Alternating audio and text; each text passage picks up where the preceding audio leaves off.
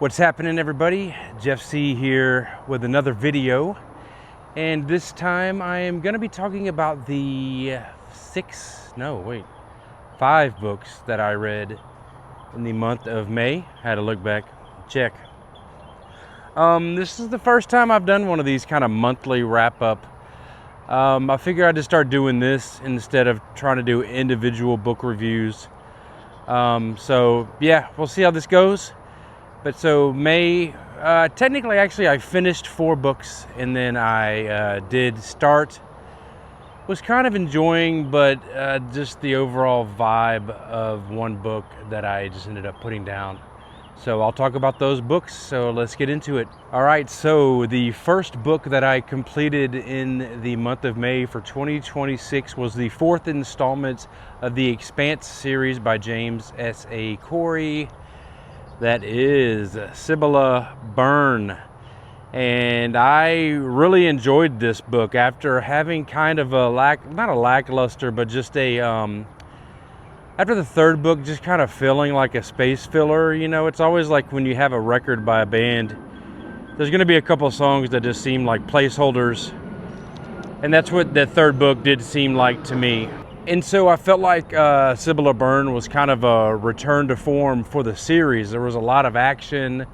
It was kind of centered all in one central location. And despite that, it's still like, it seemed like it moved pretty fast. So I was glad to see a little more action going on, a little more forward momentum. There were still some politics, as there's going to be in this series, but overall, I really enjoyed my time with Sibylla Byrne. I gave it 4.0, and yeah, this makes me excited to start book 5 in the Expanse series, which I will be doing in the next month or two, I'm sure.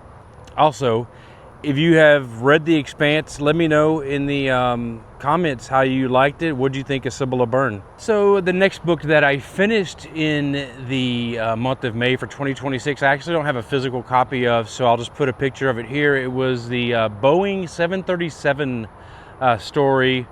You know, it's nonfiction. I am an airplane junkie, and so you know, it came up on my little Kindle store recommendations, and so I was like, hey, let me check it out. It was, I don't know, I think it was like $5 or something, but it was pretty interesting to it recounts Boeing's history, and you know, including its history way back in the wars, and kind of how they were influential in some of those dealings. And then it kind of goes into the birth of the 737 all through the various models, you know, 100 all the way up to the 9 MAX. And so, yeah, it was interesting. If you're an airplane junkie, check it out. And let me know what other, I've actually been wanting to read more of just like a general Boeing and possibly Airbus history book. So if you have any recommendations for those type of the history of Boeing or the history of Airbus, leave them down in the comments for me. I'd love to hear your opinion on those. All right, yeah, so moving through the month of May for 2026, the next book was also a book in a series that I have recently started. And so now I have made it through book 2, Full Moon of the Dresden Files by Jim Butcher. And so depending on who you are and what you think, I've either made it past the slower part of the series, or some people still say book 3 is kind of whatever, but honestly, this was entertaining to me. I thought it was great. I gave it a 3.25.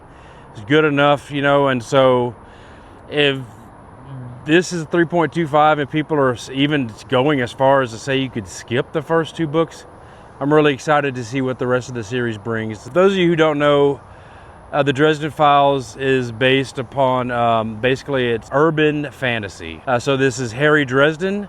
No, not that Harry Dresden.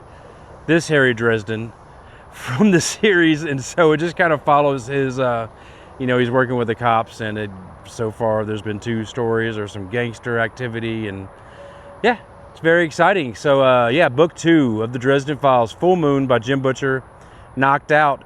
I gave it a 3.25 if I haven't said that already. So yeah. All right, so next up is another book. Actually, it's an audio book. My beautiful bride and I took a trip to Oklahoma City to go see Acid Bath, And on that ride, we listened to Harry Potter and the Sorcerer's Stone, or the Philosopher's Stone, depending on what part of the world you're watching this in. I mean, hey, I've read it before. My wife's read it before. We watched the entire Harry Potter series annually. So very familiar with the book. Honestly, with that book, we knew how long we were going to be driving. It was about 12 hours. And so we kind of just looked for a book that fit in that. And I think we listened about 1.5 speed, and it ended up being about 7.5 hours. So we said, hey, let's check it out. We'll listen to it. Just something to knock out. I don't know, is there anybody who hasn't read Harry Potter, or at least seen the movies? And that kind of brought up a kind of a question that my wife and I were having, especially with some of these bigger series or even bigger books. I think that if you're really familiar with the series, it can kind of help get through a big book, you know, or you're really familiar with the movie, right? You've seen the movie a bunch, and yeah, there's going to be differences, but when you start kind of reading a part of a book and you get to a familiar thing, you're like, oh, this is when whatever happens. And so it's cool to read it. I think for me, it can be advantageous to have seen the movie a bunch and then read the book. I would always, I guess, suggest reading the book first, but who knows? I mean, maybe for some of you folks who, you know, you have a movie, maybe you love the Lonesome Dove series and you're wanting to read the book, but you're like, man, it's so big. It's like, well, you're kind of familiar with it already in a way. So maybe just start reading the book and you'll just kind of go from one familiar spot to the next. I don't know. Anyway, let me know what do you think about that, guys? Do you think being familiar with a movie or a series can help you get through a really big book? I don't know. Anyway, Harry Potter, Philosopher's Stone, the Sorcerer's Stone. Liked it. I forget what I gave it. 3.5, I think. But yeah. So that's that. That's the next book that I read in May of 2026. All right, guys. And finally, I have The Enormous Room by E.E. Cummings. I actually started this book and then DNF'd it, not because I thought the quality of writing was bad. It's E.E. Cummings, so there's some very beautiful passages in here. You can see I did some annotating. It's because when this book starts off, basically this is a guy who is in World War I, and he's associated with a guy who's maybe giving a little bit too much information in some of his letters that he's writing. And so that guy gets arrested, and by association, he gets arrested. This is semi-autobiographical. And you know, like the first couple of chapters are him being detained and then transported to the ultimate place where the enormous room is, which is what he calls the like cell that he's in.